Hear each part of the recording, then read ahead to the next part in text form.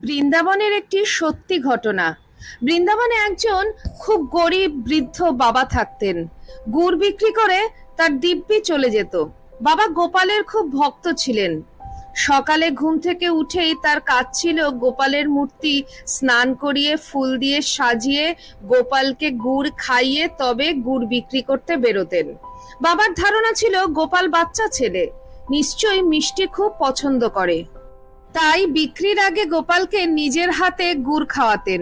একবার ঘরের মেরামতির কাজের জন্য গোপালের মূর্তিটি আলমারিতে সাবধানে রেখে দিলেন বাবা।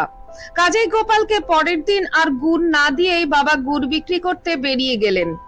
হঠাৎ একটি ৬-৭ বছরের বাচ্চা ছেলে এসে বলল, বাবা আজ গুড় দেবে না?